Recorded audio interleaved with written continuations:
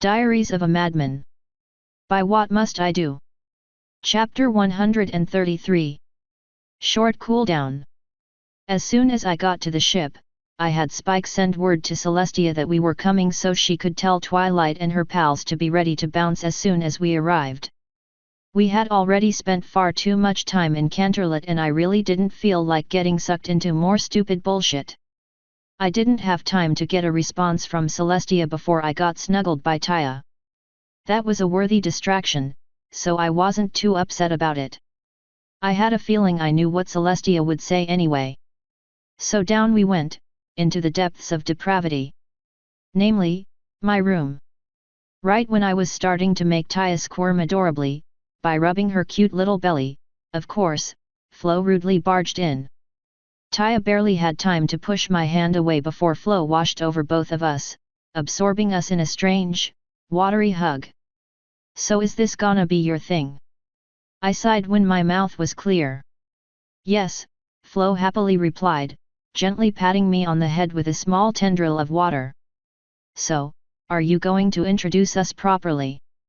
Taya, this is Flo. The full one, not just the one living in my head. She's apparently more of a cuddle slut than you are. I'm not a cuddle slut. Taya grumpily said. You were literally just cuddling me. So. Flo giggled and pulled us closer together. Oh, it's so good to finally hold you both. PSH, gay. She rolled her eyes and forced me to say, I love you too, Flo. It's so nice to finally be held. Taya smirked and said, PSH, gay. Instead of forcefully taking over her body, Flo just giggled and started tickling her. Since that was something we could all enjoy, I joined her. Well, all of us enjoyed it except for Taya, that is. Sacrifices had to be made, though. Once we were done torturing my adorable daughter, Flo took it upon herself to drag me around the ship so she could get proper introductions to everyone. I don't really know why she needed me to do it, but we all know she likes to make me suffer and see me interacting with my friends. Since she had just been to the deck and thus knew some people were still up there, that's where we went first. The first thing I saw was Spike leaning against one of the railings, watching the door.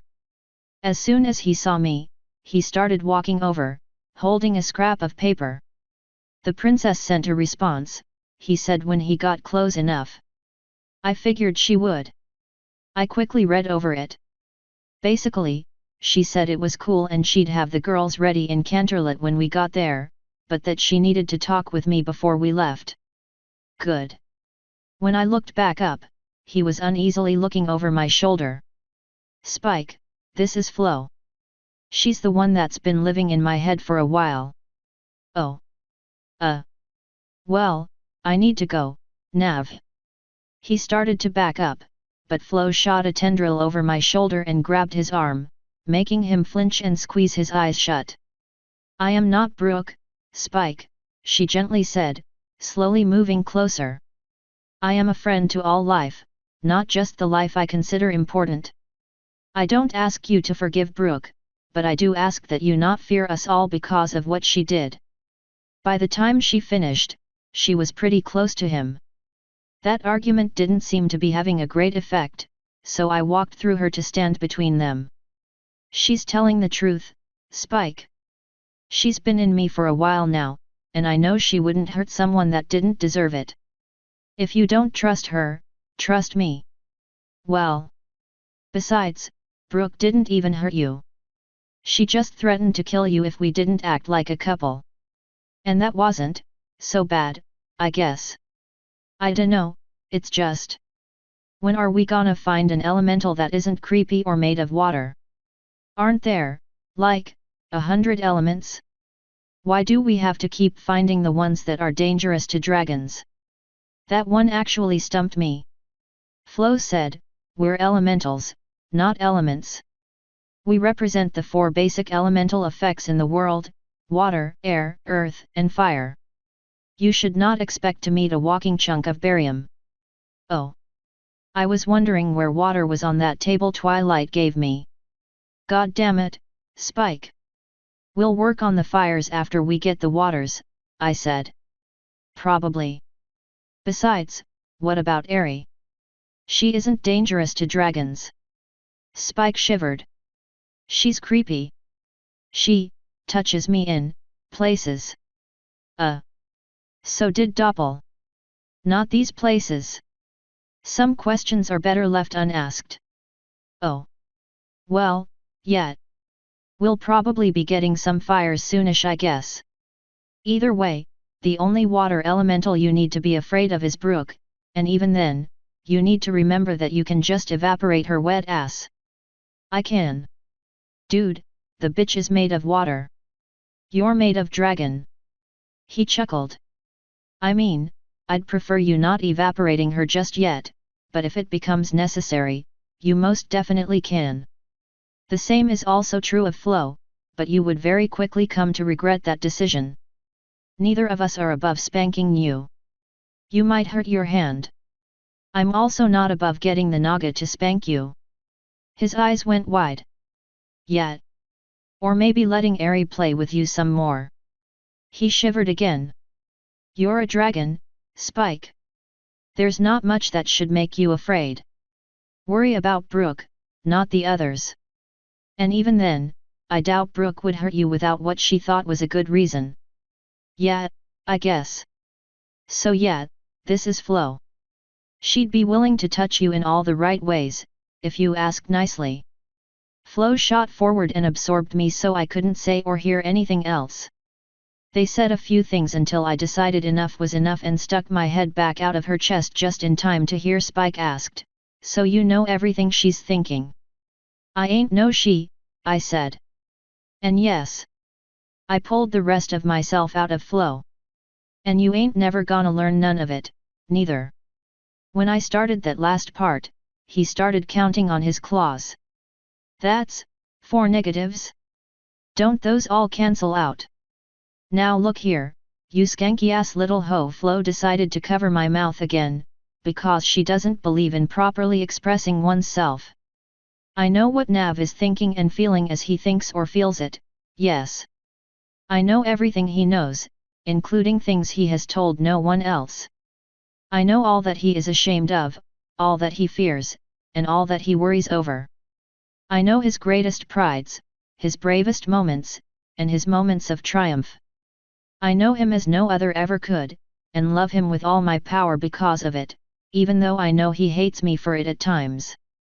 Spike looked suitably impressed, and took a few seconds to respond. "What's a skanky-ass little hoe?" he finally asked. Flo sighed and released me again so I could say, "It's an insult. Or a compliment, depending on how true it is. Basically, it means you're a slut." "Oh. Like you. My ass isn't slutty, thank you very much. But the rest of me, sure." He lifted a brow. "You didn't seem to mind when the changelings were distracting me. You also didn't mind when the changelings were distracting me. Well, with that many of them. You shut your whore mouth, Spike." He looked at me for a few seconds. I continued glaring at him. After a few seconds, he cracked a grin and said, "Like yours. I hurt my hand, but it was worth it." The next victim friend on Flo's list of people to meet was Caught, who was surprisingly lacking her spidery companion. Flo refused to carry me, so I had to walk up to her like a normal peasant. She was relaxing on some of the rigging leading up to the balloon, so she didn't bother looking down at first. "Why do cats like resting in hard-to-reach places?" I asked when I was under her. "So fewer humans can reach us," she said, waving a paw. "Though I suppose if you've come to offer back or ear scratches, I suppose I could come down. Or invite you up, whichever. If you ever want me to pet any part of you, you know where I sleep. And it's starting to get cold, so I might like something warm and fuzzy to snuggle with at night." She snorted. "But I'm mostly here to introduce you to Flo, the water thing that's been living in my head." That got her attention. She rolled off the rigging and deftly landed on her feet in front of me. "So that was the point of coming to this desert. She turned an appraising eye over to the elemental standing beside me. You're the one living inside our human, Do you mind if I touch you? I've long wanted to know what one of you felt like, but I was wary of feeling the others after some of what I've heard. We're like water, Flo said. But by all means. Kot slowly reached a paw out and poked Flo. Flo instantly turned a slight shade of red and snagged Kot's arm. Just remember that curiosity killed the cat. Kot's eyes widened and Flo shot one of her arms to Kot's head, then pushed tendrils into her nose. Kot tried using her other claws to scratch Flo off, but they just got absorbed as well, until Kot was unable to move either. I kinda wanted to step in and say something, but I also was pretty interested in seeing how far Flo was actually going to go. Kot's eyes were starting to roll into her head and her struggles were slowly becoming less frantic. Finally, her eyes flashed red, then both them and Flo instantly turned an icy blue. The water holding Kot let her go and Flo quickly leaked out of her nose, fully releasing her and making Kot sag. After a few seconds, Kot shivered and shot back upright, then looked around in confusion. How did I get down off the rigging? We hit a bad air draft and you fell, Flo said. I healed you. Thanks. Must have been a bad gust, Kot said. Which one are you, anyway? There are so many water things roaming around now and I can almost never tell them apart. I am Flo, she answered with a nod of her head. I am the one attached to Navarone. So that was the point of coming to this desert. She blinked in confusion, but shrugged after a second. You're the one living inside our human, I am. It's interesting, knowing what he knows and seeing what he sees. Kot flinched just a little. I bet you see a whole lot of mares, then. Among other things. His sexual habits are not as prevalent as he pretends, nor as widespread as the rumors make them out to be. There are times when I act as his conscience and there are, of course, many times he ignores me. The right thing to do isn't always the best thing to do, I said with a shrug. There is truth in that, Kot replied. Though it seems she might know a little better than either of us. And the right thing also isn't always the thing that feels best to do. Sometimes it's nice to just tell someone the truth, you know. Kot nodded. I know that very well. That's why I was enslaved. Was it worth it? No. It was a kiddie's mistake punished by a monster's law. Being enslaved for calling a rich noble fat was definitely not worth it. But after murdering him and proving my worth to the assassins that saved me from public execution, I was able to speak much more freely. Sometimes. Wonder how many more sex scenes I'll have to go through before unlocking the rest of her backstory. Yet, being a slave fucking sucks. I probably didn't have it as bad as you, but it was still pretty shitty. Oh? What secrets are hidden in your dark human past? Well, most recently, I was magically forced to follow some bitch's orders because Twilight had to smart off at the mouth and get us both captured. That ended with me in a French-maid outfit and almost raped by a dog. It wasn't fun. Before that, I was pretty much Celestia's slave for a while. Occasionally well-rewarded and lavished slave, but still a slave. I was in Egypt because I had to be, not because I wanted to be. Kot's mouth tightened slightly. I did not realize. Flo snorted. Would it have stopped you if you had? That made Kot flinch even harder and look away. Flo grabbed my arm and gently tugged me. There's the Naga. I would like to speak with him. Kot sighed and turned to the railing. When we walked away, she was staring out into the desert.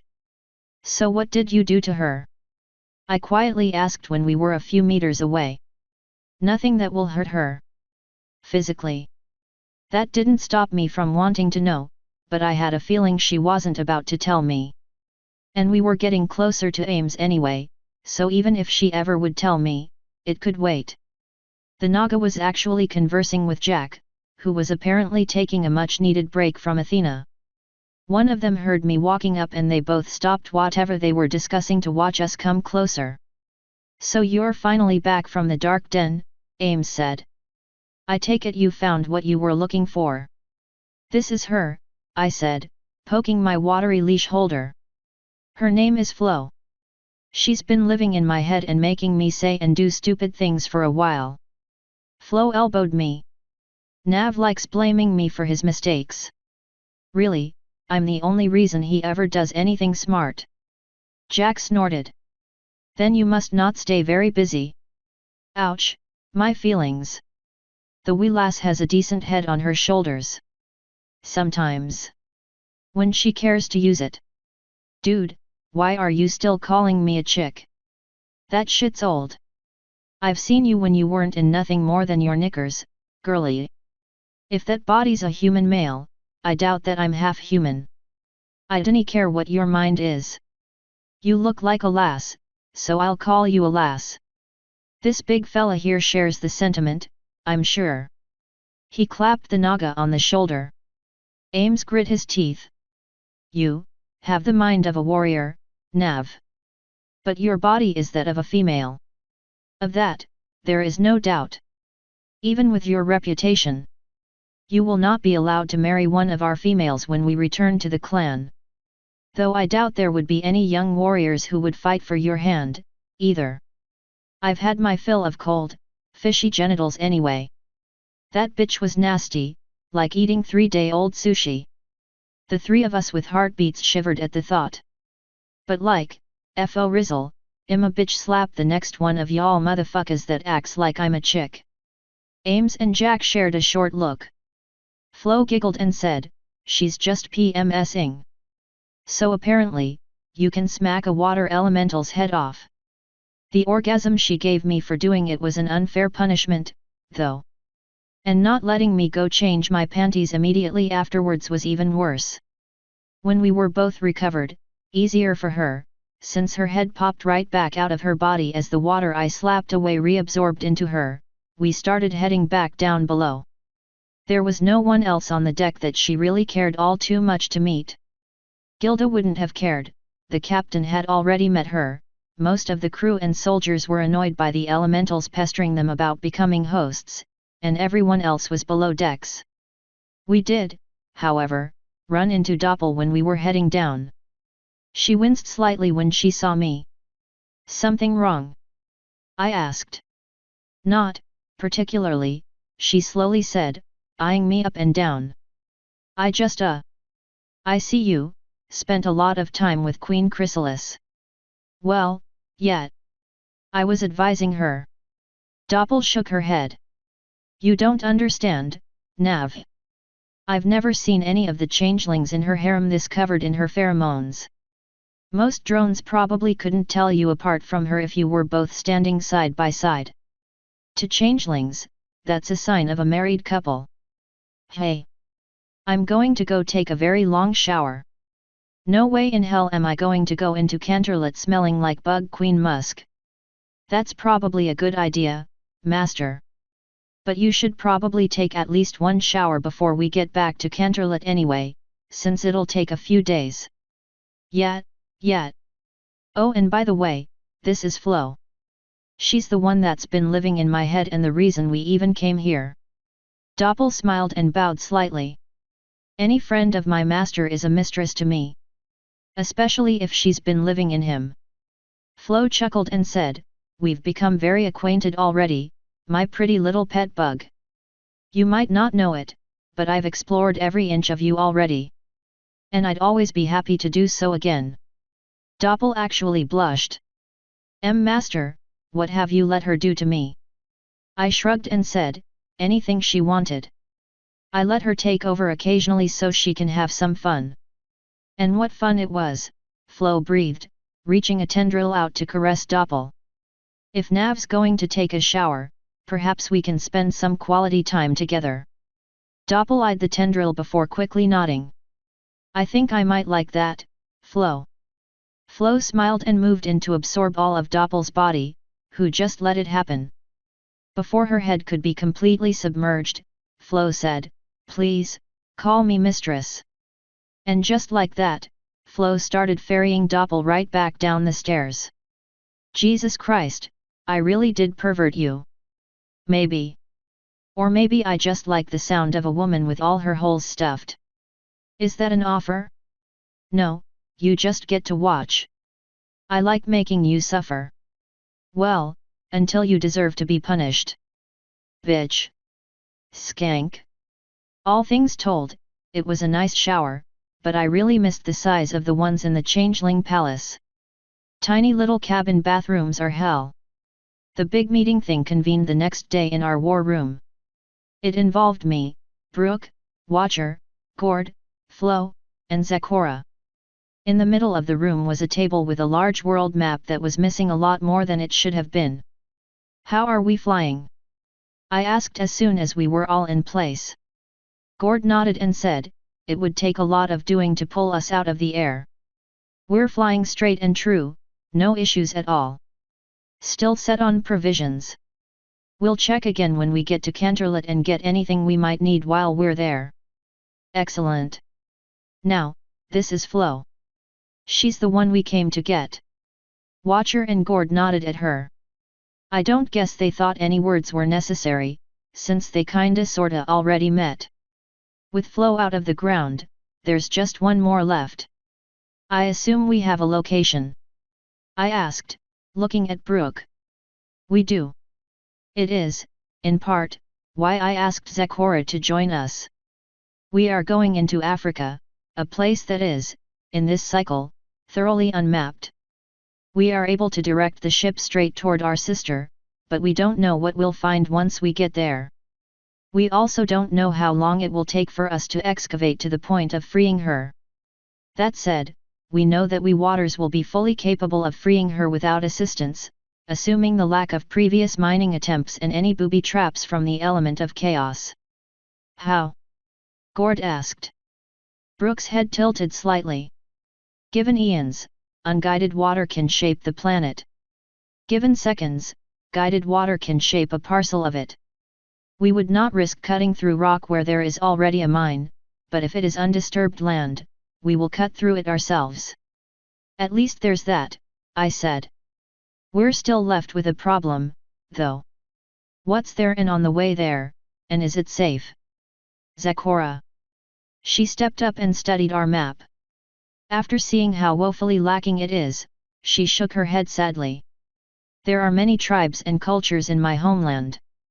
Some are peaceful, some are warlike, some are nomadic, some are stationary.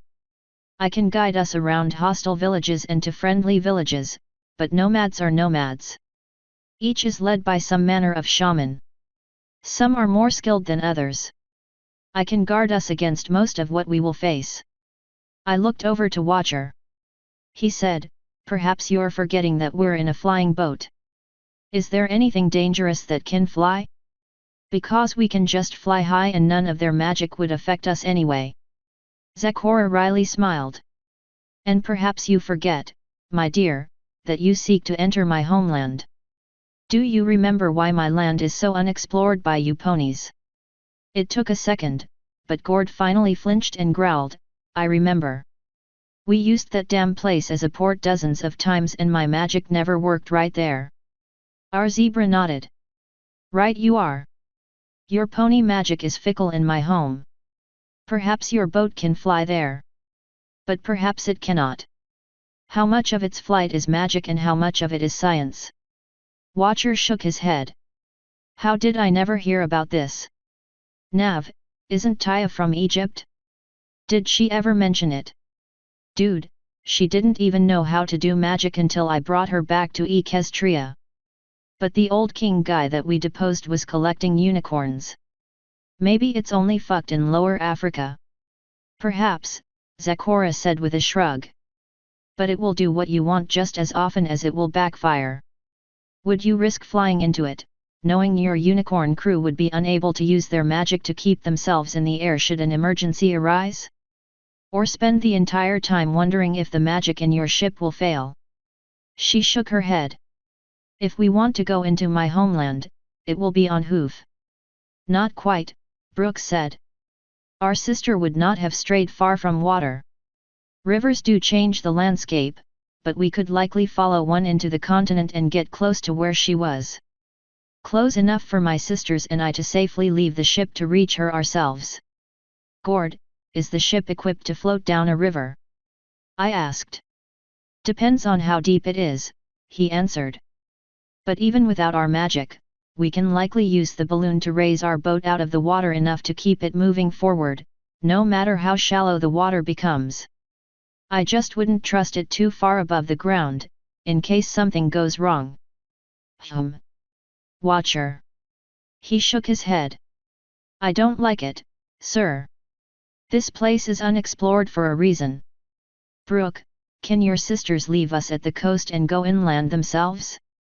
We could fly to the closest spot to your sister, to minimize your exposure. No. It would be a great risk to us. We know not what new magics have been created since our exile. My monkeys have the skills to permanently harm me, if they had been so inclined. Zakora's magic seems similar. As unpleasant a notion as it is, we require protection. For now. Watcher sighed and nodded. Then it's our only option, like it or not. Our flying options will likely be limited as well, so hopefully we don't run into bad weather. Our ship can handle it, Gord said. Fighting in wet armor sucks, I said. But we'll manage. Brooke, where do we start? The Nile? Senegal? Niger? The Congo? Of fucking course. This is all your fault, Flo. Surprisingly, she didn't comment. Zakora, where are we going? She walked forward and pointed at part of the western coast. The river the ponies know as the Congo starts around here. What do you know it as? Flo asked. The translation is Heart's Vein. She carries her depleted children into the heart of our home. I really hope we don't run into too many of her children on our trip, I sighed. Friendly or not, I'd prefer our journey be nice and boring. As do I. I will need to stock up on supplies in Canterlet. Disease spreads quickly to those who are unaccustomed. I will keep as many of our crew from becoming ill as possible and I will cure those who do. Good. Gord, do you have everything you need? I don't know, Nav. I'll need to talk to my crew. Before, I thought we were ready for anything. Now, I need to check on some things. But what we don't have, we'll get in Canterlet. Keep me apprised. Watcher, you good? Yes sir. My troops will fight true, with or without magic. But all the same, I'd prefer having it. Same, as much as I hate to say it. Brooke, is there any additional information we might need? No. We will guide the ship's path to our sister, Navarone. Any information you require will be given to you. Good. Then I'm going outside. This damn war room is always stuffy. There was a general noise of agreement from all those present who could actually feel things and we all filed out. As soon as I got to the deck, Zakora stepped up next to me. Do you remember your offer to bring me home? She asked. I do. I made that offer before realizing our ship couldn't fucking fly you there. And she took it without warning me that it couldn't. My home village happens to be on the Congo. Should we venture far enough into the continent, we will likely pass by it. Convenient. Then I guess I might well be a man of my word, even if it is on accident. I don't suppose you're going to tell me what actually happened, or are you going to keep it bottled up until moments after I do something stupid that I wouldn't have done if I had known? Or maybe wait until the reveal would be most dramatic so you can look cool. She looked over to the side of the ship and then walked up to the railing. I followed her, since that seemed like the right thing to do. It is a fairly simple tale, truly. I have been wary of telling it for fear of your loyalty.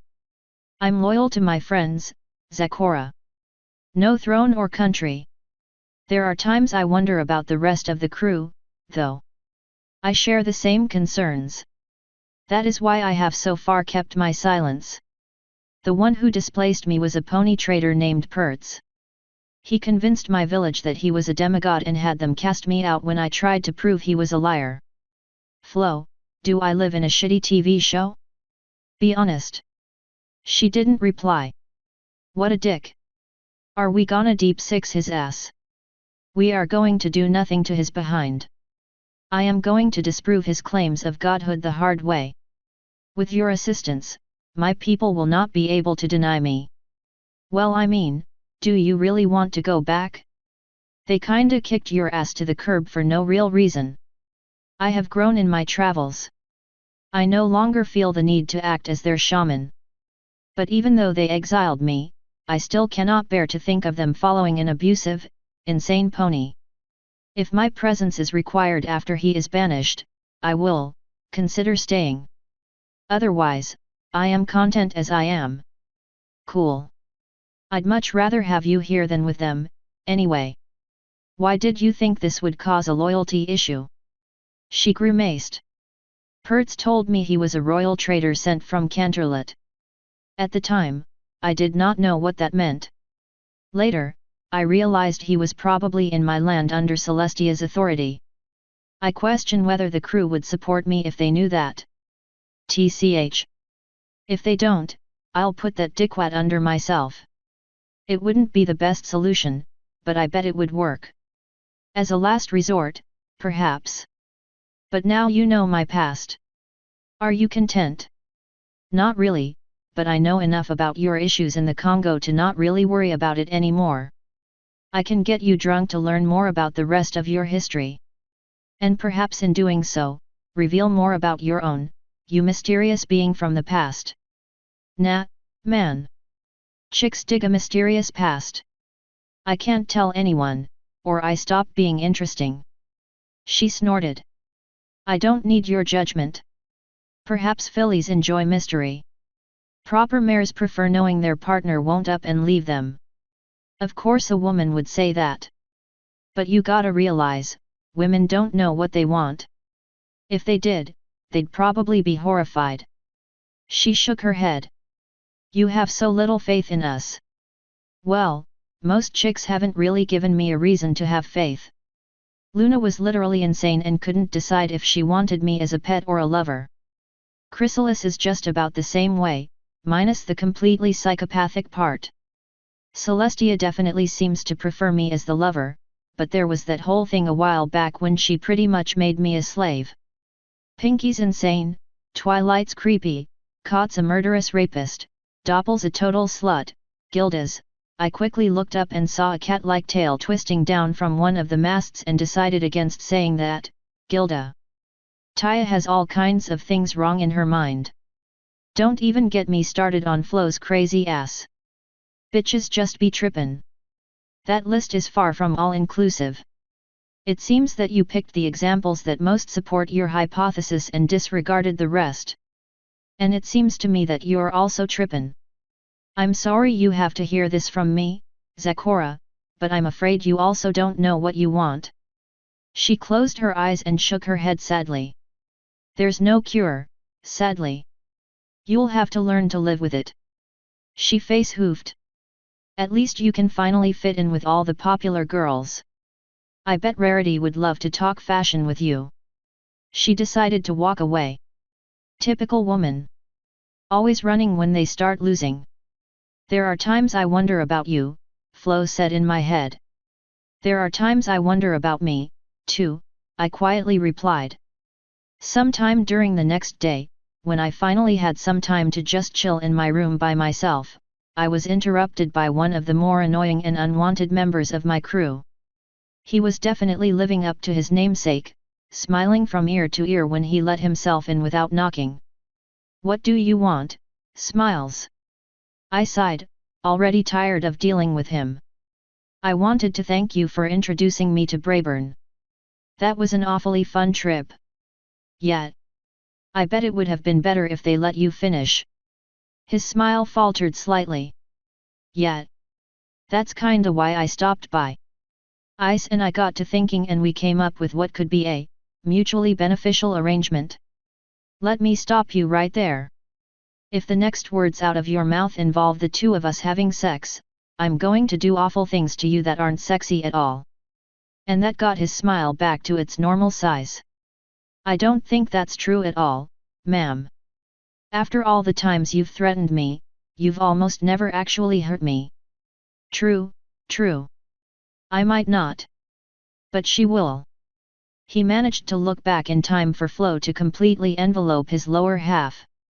Hello, brother, she icily said. Smiles flinched and said, Oh, dear sister.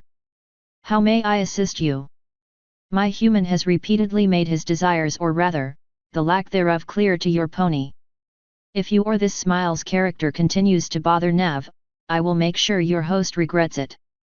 And I'll have a long conversation with Nayad as well, so I doubt he would be the only one that regrets it. Dear sister, please. We only want to propose. His entire body spasmed and Flo sweetly smiled.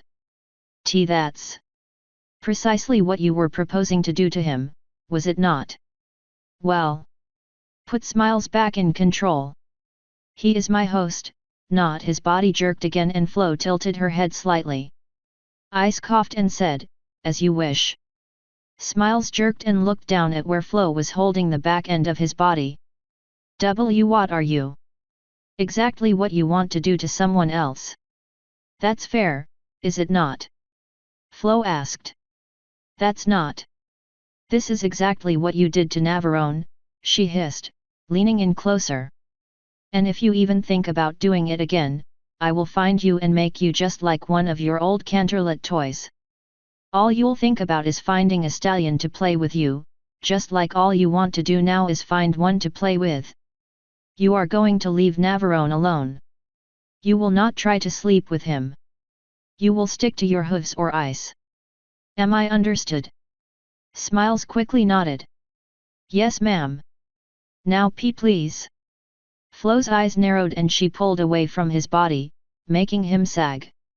Then she grabbed one of his ears and forcefully led him out the door, making him whine in pain. When both of them were out, she reached in and pulled the door shut again. That's certainly one way to deal with it, I said, looking back down to my laptop. I've been looking forward to that for a while, she happily replied. Is there anything else you've been looking forward to for a while that I should know about? We're going to party with Pinky and there's nothing you can do about it. I'm also going to discuss a lot of fashion with Rarity and probably get her off your back. And of course, I'm going to do all kinds of naughty things to Rainbow Dash, if she remembers me from Luna's dream party. I'm okay with 2 of those. I don't think I want you talking to Rarity, though. You'd probably just make it worse. All the better. You're so cute when you're annoyed. And you're even cuter when you're annoyed and in a pretty dress. Yeah, go fuck yourself. Also, you aren't allowed to talk to Celestia. I really don't think I'd like where that would go. She chuckled. Well, you're certainly welcome to tell me what I may or may not do, but don't think that will stop me. Celestia and I are due for a heart-to-heart conversation. Whether or not I rip hers out remains to be seen. I very seriously doubt there's much left to remove. If you're really going to be a bitch about it, fine, but I refuse to be anywhere in the vicinity when it happens. And if you get incinerated, I'm going to make a lot of really bad decisions just to spite you. Noted. But Celestia wouldn't dare harm me, unless it was in self-defense. She would have all my sisters to deal with, after all, and she isn't sure of our power. But if you're there to tickle her behind the ear, she'll do pretty much whatever I say anyway. I have no interest in being in a clash between giants. Especially not when one of them lives in my head and the other feels so good to have sex with. I didn't know Celestia lived in your head. I rolled my eyes. Flo, you're usually pretty boring to fuck. No offense to you, but you're a robot and it kinda shows when we have sex. You've been learning, though. You're definitely better than you were. Then perhaps I need more practice. Maybe. Doppel would be all too willing to help you study, I'm sure. Humph. And not you, my dearest, faithful host. Nah. You're not pretty enough. Maybe if I get really desperate. I am not above spanking you. I can easily turn one of my arms into a paddle. TCH. I think you know the real reason. Namely, that I was kinda tired of sex at the moment. Chrysalis took a lot out of me, and not in all the good ways. If I had to guess, I'd say she had been draining me without letting me know, so I needed some time to recover. You could always teach Taya all the life lessons she could ever want. No. It has been a while since we properly made love. Perhaps I'd be better than you remember. Maybe. Either way, it'll have to wait a bit. Though you could also just rape Smiles some more. You can't rape the willing. And I was only doing that to teach him that it's impolite to put things where they aren't wanted, after it's been said several times that they aren't wanted there. Besides, that's quite rude. Definitely not something I would want to do to anyone. So what do you call giving me random orgasms? Precious gifts. You seem to go out of your way to obtain them from others, so I figured it would be nice to give you some myself. Bitch. Skank. Slut. Ho. Whore. Sexy beast. I rolled my eyes and went back to doing fuck all on my laptop. The day we got back to Canterlot was an overcast and rainy one. Even rich Canterlot assholes need to occasionally water the grass, I suppose. We stopped right next to the palace, since I'm important enough to get away with that, and I flew down to meet Princess Celestia by myself. Watcher was busy gathering his remaining people, Gord was busy hunting down supplies and testing the ship, and the rest of the crew was probably busy being normal people. I thought about bringing Spike, but I decided I didn't care enough and Celestia would likely try to get frisky anyway. The guards probably didn't want to let me in, but I was wet from the rain and a single look at my face made them decide to stay quiet. They knew it was a losing battle, anyway, and the consequences for even trying it might be dire. I figured, given what time it was, that Celestia would be in her throne room. There wasn't a line at the moment and the guards only gave me a glance when I started letting myself in, so I just kept going. Sure enough, the Great White Horse was conversing with her chief of staff when I walked in. Celestia looked up long enough to see me, then went right back to her conversation, though it seemed like she picked up a hint of a smile. Since interrupting would be rude, I just chilled next to the door until they were done. When they finally got done talking about the new maid outfits, the fellow in charge of the employees spun around and finally realized I was there. That made him jump slightly, but then he blinked, shrugged, and walked out. I started walking up to Celestia's dais. As soon as I got to an acceptably close distance, she asked, "How many of those things are on your ship, now?" "That's a very racist way to talk about ponies, Celestia," I replied. She rolled her eyes and specified, "The watery things. I believe you called them elementals. How many are there?" 12 on my ship and one more in Africa. That's where we're heading as soon as we pick up Twatlight Spankle and her butt buddies. She barely stopped from cracking a wider smile. 13 has been considered by many to be an unlucky number. The only people that talk about luck are those who fail enough to need it. That's how many water elementals there are. She shook her head sadly. You have a very negative outlook at times, Nav. Maybe you need some cheering up. I think I'm fine, actually. I'm also awfully tired of being sedentary. I'd like to talk about whatever you wanted to talk about so I can get moving again quickly. Her eyes narrowed slightly. How much time did you spend with Chrysalis? Far too much. I think she drained me a little. I've been feeling off since I left. I figure I need some time to recover. She's a damn emotional vampire. Well, at least it seems that she didn't drain you of even your will. Though I suppose she drained you of your knowledge. It's vampony, not vampire. Eternal, actually. But when I come from, it's vampire. I think mine is a bit more historically sound. Where did you hear the term eternal? Luna. Seriously though, what did you want to talk about? We have a long trip ahead of us and I'd like to get it started sooner rather than later. Very well. Prepare yourself.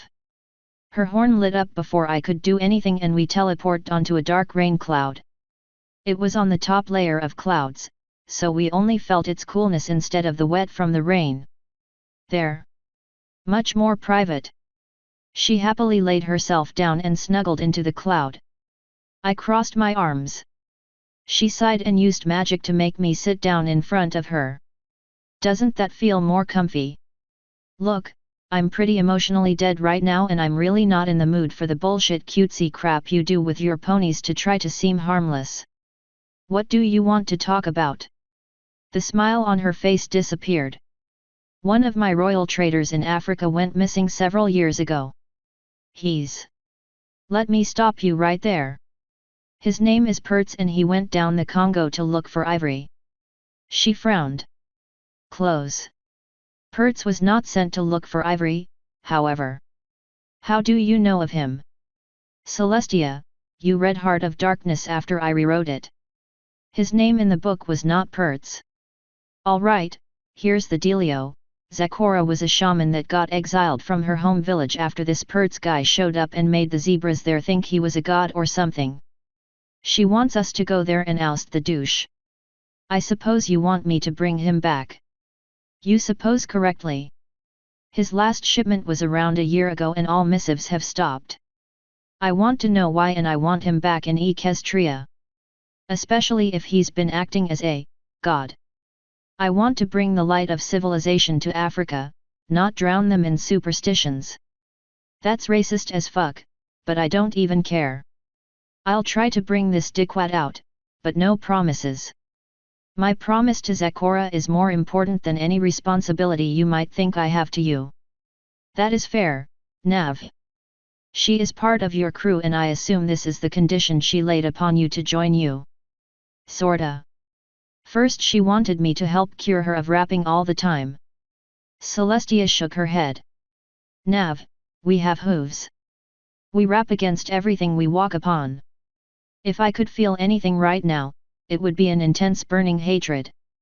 Fine, she wanted help to stop from rhyming every time she wanted to talk. Does that offend your delicate horsey sensibilities less? She smiled and happily nodded. Go fuck yourself. Anyway, we got that taken care of. The second thing she wanted was a ride back to whatever third world hellhole she came from. That happens to be somewhere along the Congo. I figured since we were going there anyway, we could help her with her issue. Least we can do, after all she's done for us. Once again, understandable, she said with a nod. However, if it's at all reasonably possible, I would very much like Pertz back here in Canterlot. Alive. If you find any evidence of misdeeds, he will be tried accordingly. If Zecora's report is true, it's likely he will find himself in one of Chrysalis's hives. I'm sure she'll be ever so happy to hear that, I sarcastically replied. When you finish with Africa, what will you do? Now that's a very good question, I said, leaning back. Honestly, I'm not sure what the elementals are planning. After we get the last water, I want to get the fires and then the earth. But I can't do it without the waters helping and they might not want to. I find myself wanting to meet one of these elementals. Face to face, not face to a screen, or through a proxy. I smirked. Be careful what you wish for. The one in my head wants to meet you, too. And she probably won't be very nice. Perhaps I am due for some rudeness. If you bring her to my dining room, I shall converse with her there. There is no need for secrecy, so hiding her will be unnecessary. Flo chuckled in my head. I'll be waiting when you're done. I think I can do that, I said with a shrug. But remember that you brought this on yourself.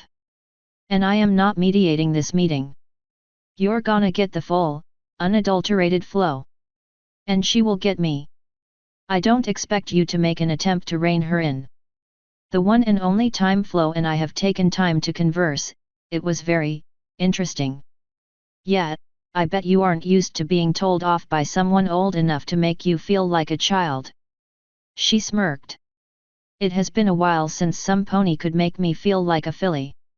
Well, if you find out that you like it, I'm sure Twilight can find some age regression spell that would let you keep your memory. Then I can treat you like Taya or something. I usually prefer being the mother, not the child. But if you'd like, I can find some way to let you be my mommy. Go to hell. Now, is there anything else you need? Information about Chrysalis and the hive, if you're willing to give it. I'm willing to take questions. Whether or not I'll answer depends entirely upon the question. She pursed her lips. I'm interested. What has Chrysalis done to earn your loyalty? Not raped me. Or let me get raped. Or put me in a position where such a thing happened. Is that truly all? I doubt your loyalty is so easy to earn. I may be a bad person, but I'm not a dick, Celestia. Aren't friends supposed to look out for friends? It has been a long time since I would associate the word friendly with Chrysalis. I warned you time and again, but I must do so again. I wouldn't trust her, Navarone. I know she doesn't trust you. Oh? How many people do you think she's told the true story of how she became Chrysalis? Her true story, she scoffed. Thousands. Most of them males of various races, so she could play the sympathy card. She waved a hoof. I assume she used the typical one where she was corrupted by love poison? Or maybe she decided to use the unrequited love mixed with a genie angle. Or maybe Moonbeam made a deal with Discord and he turned her into the mother of changelings. Her mouth slowly dropped. That one not so common, hey? She was a midwife. You were her student. You were both at a house, delivering Luna, when Discord came knocking. She made you run with Luna while she confronted him. He cut her a deal that she took. I assume she quickly came to regret it, since she helped the two of you defeat him. She managed to regain her composure while I was talking and said, perhaps I was mistaken. And perhaps you're a marked stallion. You will keep that story to yourself. Doing so will help ensure your lifespan remains long. I've already been warned, trust me. What other questions do you have? What is her technological progress? I smiled. She's making trains that run on a mix of magic and electricity. 3 magic users can make the thing run from one hive to another, pulling several cars at once. No smoke, no hills, no weird bumps, and no risk of bandits or monsters. She also has a good supply of copper for wires and other metals for other things, since their currency is just lumps of metal. And gold's also a good conductor, and they don't give a shit about its value. She's also considering making boats and airships that run off similar magi tech so she can begin trading with the world to let her changelings be seen in a less hostile light.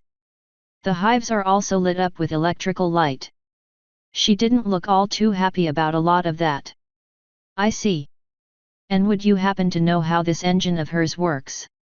You could ask her, you know. They're allies, Celestia.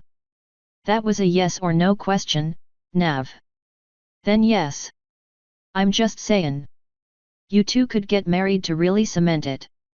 Would you be willing or able to explain it to my engineers? She asked, completely ignoring my brilliantly sexy idea.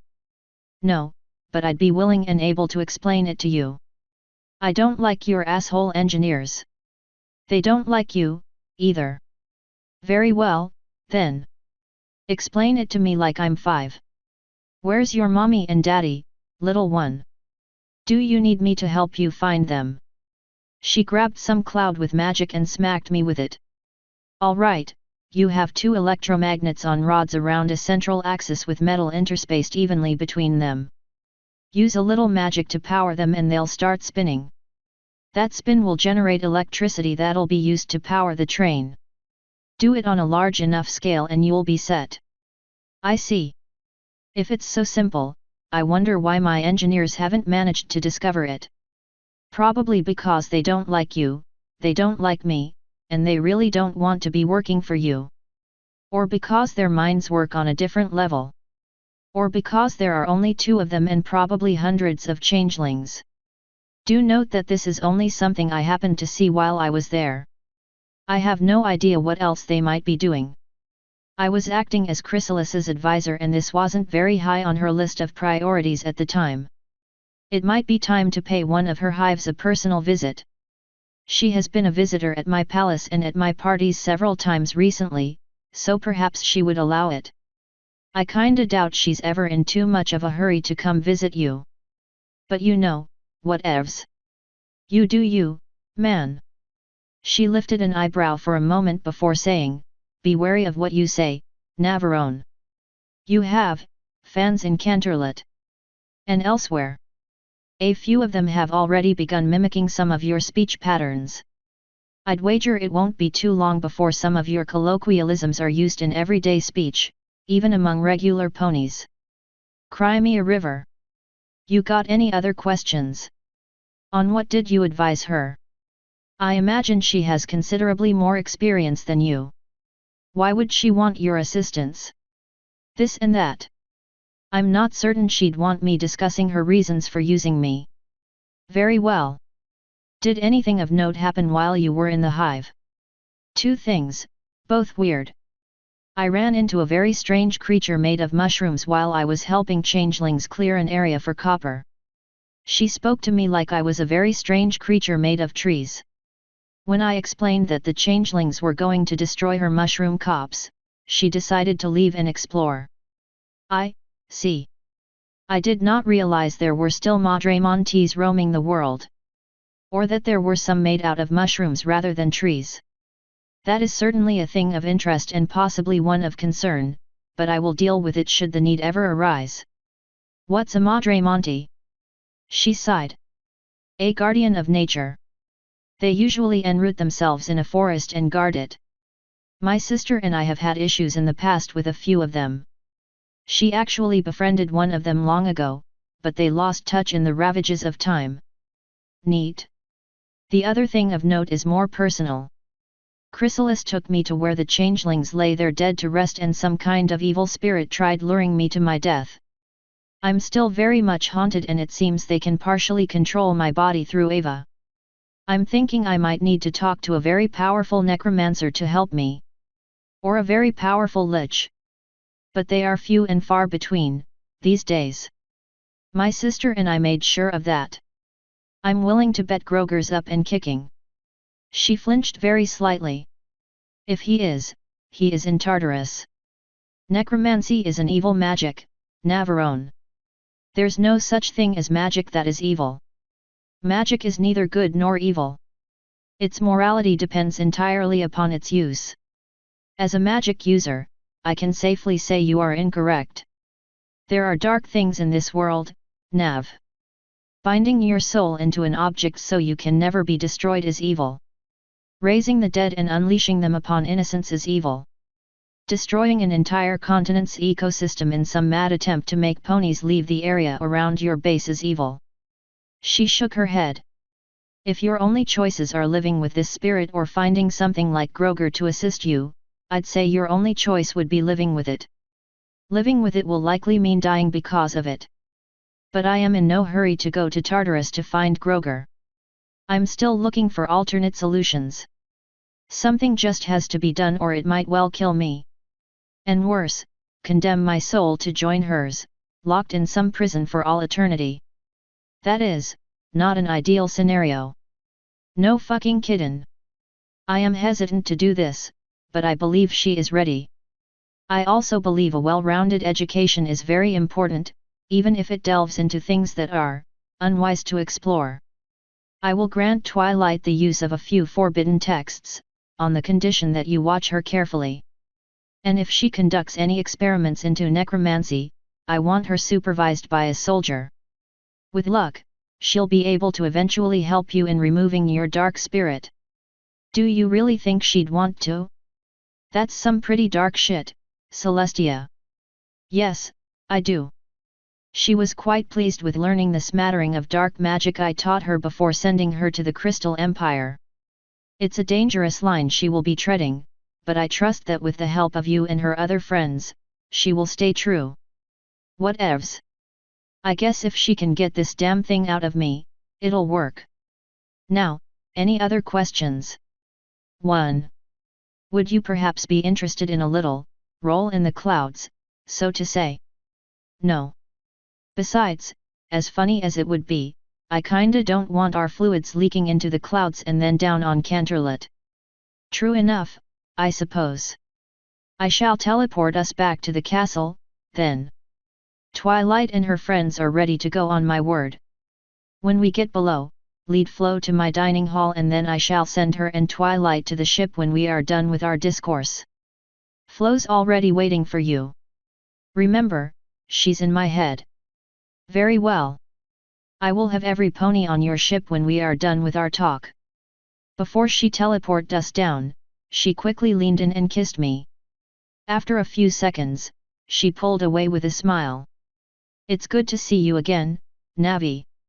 And then we teleport back down to the throne room, with both of us on the floor. I assume she thought I wouldn't comment on what she said if she put us in a public place. She obviously didn't know me as well as she thought.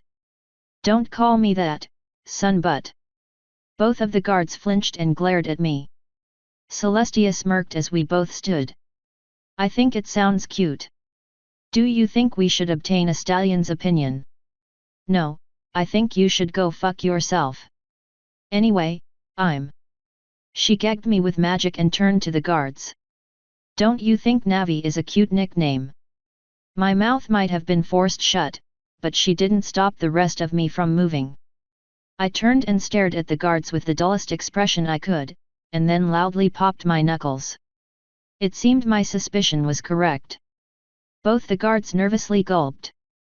One cleared his throat and said, "And no, your majesty, fear is powerful." Humph. Well, it's not going to stop me. Now, I need to go have a conversation with Miss Flo. I look forward to our next meeting. Navi. She used magic to blink away before I could tell her to kill herself. I kinda had a feeling the guards wanted me to leave, so I just walked on out without even glancing at them. Since there wasn't anything else I really needed to do in the palace, I started heading to the main entrance. Getting to the ship before I could get sucked into more bullshit was my primary goal. Of course, I'm not allowed to have nice things. As soon as I got a few steps away from the throne room, I was accosted by a very disturbed-looking day guard. As soon as he jumped in front of me, he bowed and wailed, "Please make it stop." Who are you? The dreams. I can't stop dreaming about it. He jumped up, grabbed my shoulders, and started shaking me. Why are you doing this? Since he was already shaking me and his helmet got knocked loose when he jumped, I leaned back and then slammed my head against his, making him let me go and reel back. It probably hurt me just as much, but my forehead against his nose meant I came out on top. Before he could recover, I jumped behind him, grabbed his tail, and kicked one of his back legs out from under him. One of his front legs was on his face and one of his back legs was down, so when I pushed in his back knee, he crumpled to the ground. Then I grabbed both wings by their lowest joints and pulled them taut, making him completely stop for fear of me breaking them. "All right, so who are you and why do I care?" I casually asked. "Pointy hat, sir." "Who the foo? Oh yeah, that guy. I gave you those dreams for one night, soldier. Then I kinda forgot about it because I didn't care enough." "Liar." I pulled slightly tighter, making him gulp. I mean, I'm still dreaming them, sir." "Well, that's not my fault. I don't control what people dream unless I'm actually in the dream, and I haven't looked at yours. Everyone's set on dreams that would make them happy. So I guess getting fucked up the ass by dragons and diamond dogs makes you happy. Slut. Be butt. Yes, your butt. Being penetrated. A lot. Guess you like that, don't you?" He whimpered and his back end flinched slightly. You can help me, sir." Give me good dreams again. Please, I beg of you. If I remember tonight, I'll take a peek. If it looks like you're having a nightmare, I'll step in. Otherwise, it sounds like a big ol' dose of not my problem. I'm not going to help someone hide from his deepest, darkest desires. But we've already been over this. Your butt, being penetrated a lot. He sagged, seemingly giving up. I'm going to leave now. Sweet dreams. When I let go, he didn't even move, aside from letting his wings fall down to the floor. I shook my head and continued to the exit. My streak of not being allowed to have nice things continued, though at least the rain had stopped. Fleur was standing at the outer gates, watching the front doors of the palace. As soon as she saw me, her face lit up. Unfortunately, I couldn't pretend to not see her, so I sighed and continued walking to meet her. As soon as I got in range, she happily hopped up to hug me. I awkwardly patted her back, wondering how I could get away from her quickly. The Taya excuse always worked, but I figured I could at least wait to hear what she had to say. Thanks Celestia, you're back, she said when she let me go. I'm not going to be back for long. Chances are, we're leaving in a few hours. That is, not as long as I had hoped. But long enough to assist me with an issue. I really need your help. I slipped my hands in my pocket, slouched slightly, and started walking into town. She followed, a smile on her face. I'm listening, I said when we were out of the guard's earshot. She was silent for a few seconds before saying, I have accidentally discovered a secret that I should most definitely not know. The captain of the night guard is hiding something very dark and very dangerous. And how many other people have you told this secret? I slowly asked. None, for two reasons. 1. She knows that I know. I discovered it last night, so she hasn't yet had time to do anything, nor have I had time to fully process it. 2. I very dearly need advice. This is something that should not be, yet I cannot help but feel that the princesses know. It's something you're going to continue telling no one. It's something you're going to forget. She looked up at the sky, where we could barely see the sun setting behind the minimal cloud cover. The night is coming, Nav. And with it will come, her. She knows that I know, and I'm quite worried I know exactly how she'll react. Your guess is incorrect. We were coming up on a pair of guards, one of which was a reassigned night guard. Fleur ducked slightly behind me, but I walked up to them. I need to know where Captain Midnight lives, I said to the night guard. Do you have a crime to report, sir? He asked. You can do that with any of us. She's a friend of mine and I'd like to visit her before I go, I said. But I never got her address. I don't think she bunks with most of the guards. 1875 Croglin Grange, sir. Do you need a guide? No, I know where that is. Thanks. Happy to help, he replied with a nod. When I turned to start walking toward Croglin, Fleur gripped my arm with a hoof, but didn't say a word until we were away from the guards. When we were, she hissed, What are you doing? You don't have to come with me if you don't want to, Fleur. But if she knows that you know, I think it would be prudent for me to speak to her quickly and assure her that you're not going to say a word. Assuming, of course, you're not going to say a word. She either heard the hint in my tone or saw my hand clutching my dagger, but she quickly nodded. My lips are sealed. She isn't dangerous, is she? I mean, I know she must obtain nourishment somehow. She isn't. How did you find out? I am accustomed to knowing everything about every pony. Captain Midnight was an anomaly that I sought to correct. Suffice it to say, I have decided that some anomalies are not worth correcting. Yeah, I fucking bet. She was silent for a few more blocks before asking, and how did you discover her secret? She told me. Once again, you don't have to come with me if you don't want to. She won't hurt me, will she? No.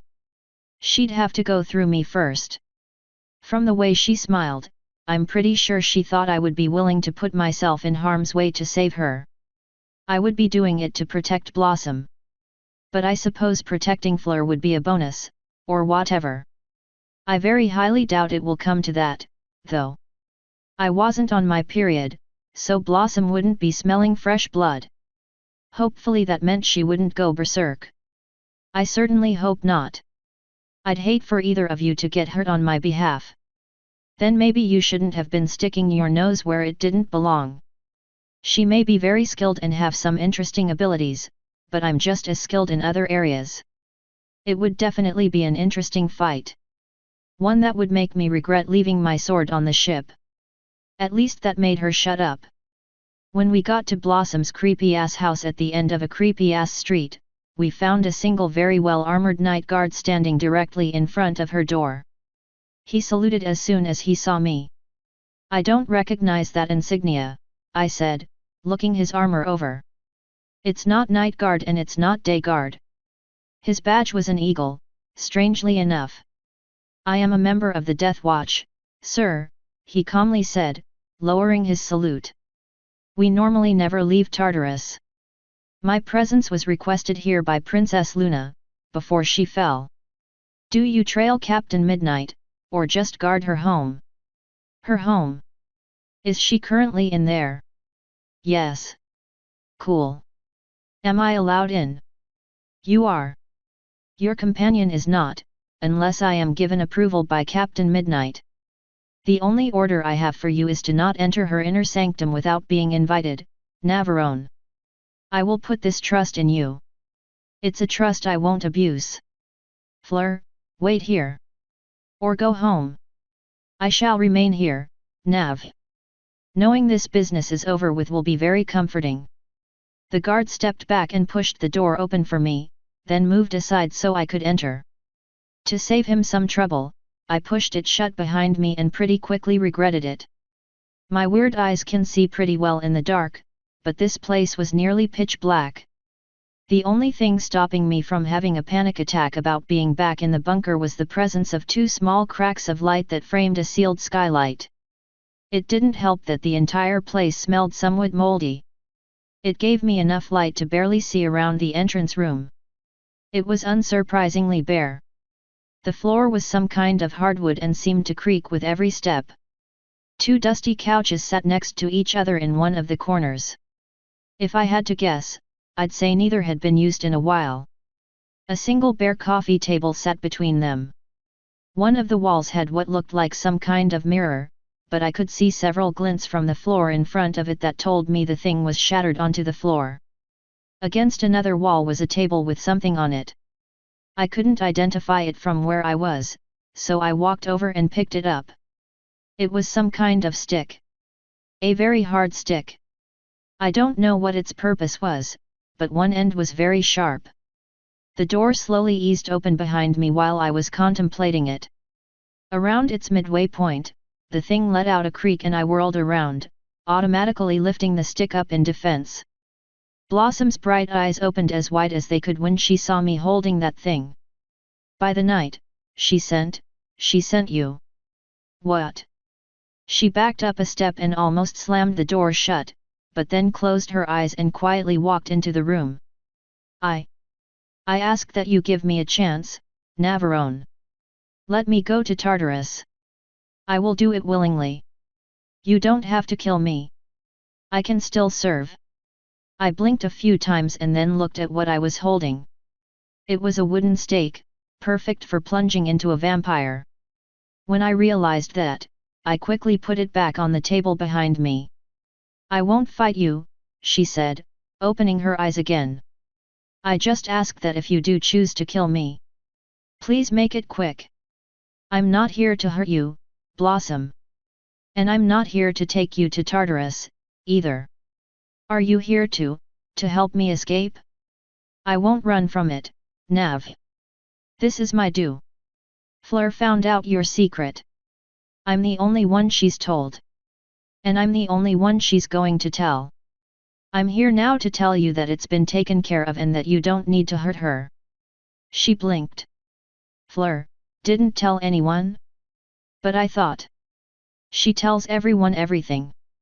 Not this. She's outside right now, scared out of her mind. She assumes the princesses know and doesn't want to say anything she shouldn't because of it. I'm surprised. Well, I hope you're not disappointed. I'm curious though. How did she find out? I made a mistake while apprehending a very inebriated deer last night. It was a creature I hadn't tasted before and Fleur witnessed it. It is a mistake I will not be making again. Good. She looked away, so I walked over to one of the nasty couches and took a seat. So, how did you get in? She asked, looking back at me. The Death Watch guard told me I could come in, but that I couldn't go into your inner sanctum without your permission. I was only here for a minute or two before you came in. He made Fleur wait outside. I wonder why he let you in. I was told his orders were to allow none but Princess Luna herself into my home. You don't have to talk across the room, you know. There's another couch right here. She looked at it for a few seconds before walking over to it and lowering herself into the dusty thing. Normally, visitors wait for permission before making themselves at home. Somehow I doubt you have many visitors. Also, it's pretty dim in here. I can see perfectly fine. You're also a fucking vampire. We'll need to open the skylight before we invite Fleur in. Her eyes opened wider. What do you mean, invite her in? She isn't going to tell anyone and I'm not going to ever bother her again. I'm going to do my best to forget she even exists. She's nervous because she thinks you might be dangerous. If you show her you're a perfectly normal pony that's only more adorable than average, she probably won't feel any risk in keeping your secret. She slowly lifted a hoof to massage her temple. It's too early in the night for this. I can spare some blood if you need a quick pick-me-up. No. No, if we're going to bring Fleur in, I'll accept your offer when she's in here. When she found me last night, the deer was in pain. I want to show her that it's not a painful process, and that I don't accept it from others unless absolutely necessary. Even then, I've only taken it willingly from two sources. Luna. Once. I was so ashamed. I wouldn't be. I said was. She cast a quick look over her abode. What do you think needs to be done before we invite Mrs. Fleur in? I don't suppose you can sweep up that broken glass. She winced slightly. No. I don't have a broom. Or any other cleaning supplies. I don't spend much time here, aside from when I sleep. Shit. Well, what about the skylight? Is it nailed shut or just closed? If I'm awake, the sun must be down, or near enough to it. She closed her eyes, then burst into some kind of dark smoke that drifted up to the ceiling and then over to the opening. When she was right under it, she regained her normal form and started flapping her wings. That made it easy enough to open the roof, letting the little bit of remaining light from the setting sun in. She flinched slightly again, but landed while leaving it open. There. The extra light gave me a much better view of her house, allowing me to discover that there were cobwebs all over the place. A rat quickly scuttled away from the light. Blossom eyed it for a moment with bared fangs before shaking her head and returning to the couch, which had a bat pony-shaped imprint in the dust from where she had been sitting before.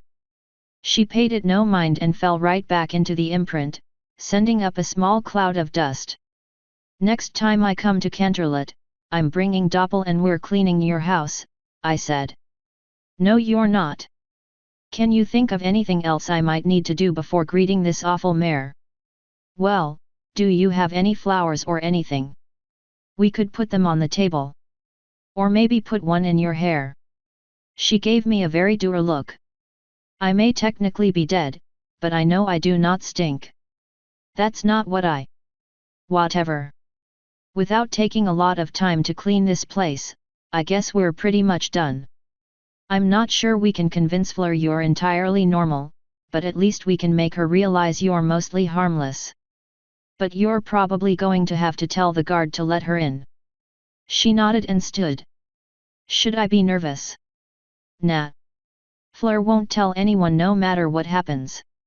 This is just to give you peace of mind that she won't, so you don't have to take my word for it.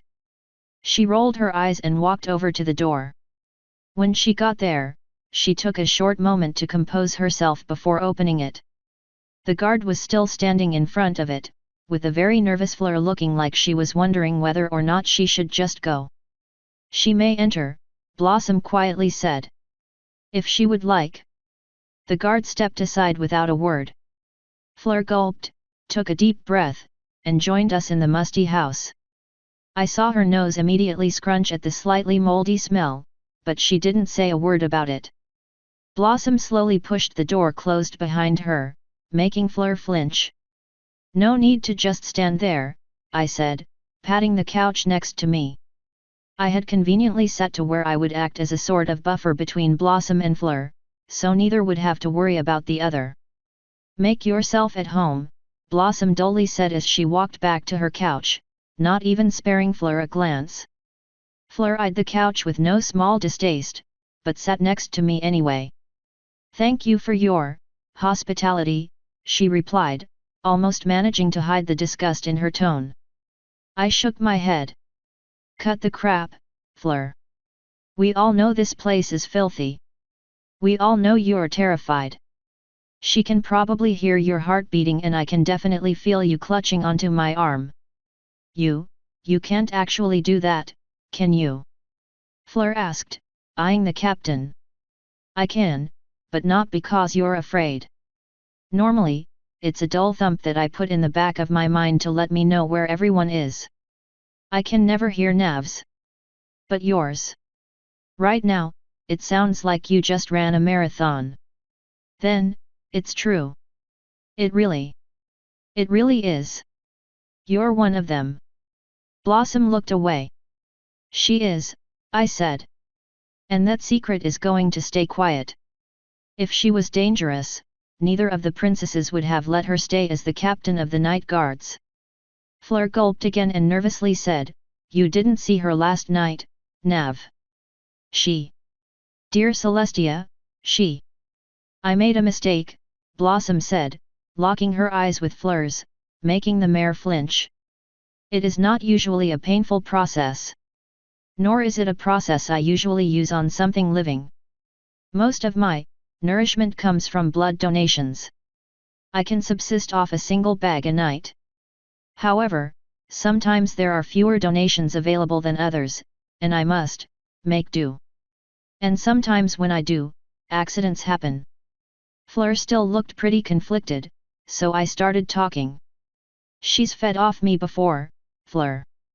3 times. Once I was asleep, so you know it's so gentle that it doesn't even wake someone up. And I'm willing to let her do it right now, to prove that to you. Fleur's eyes opened wide and her grip on my arm tightened even more. No. I wouldn't. I couldn't ask that of you, Nav. I trust you, I do. All the same, she does need to eat, I said. And this serves a dual purpose. No. If I am to truly believe it hurts no pony, I would have her do it to me. Blossom's eyes opened slightly wider and my eyebrows shot up. Are you sure about that? I asked. No, but I'm sure that I will trust her if she does. I shrugged and looked at Blossom. I question the wisdom, Blossom said. But very well. She slowly stood and walked over to Fleur, who looked just about ready to bolt in any direction. You might feel a minor sting at first. Will it scar? She asked. Only if you jerk away. But that will not be an issue. Look into my eyes. Blossom's eyes flashed and Fleur jumped once, then instantly relaxed. Bear yourself to me.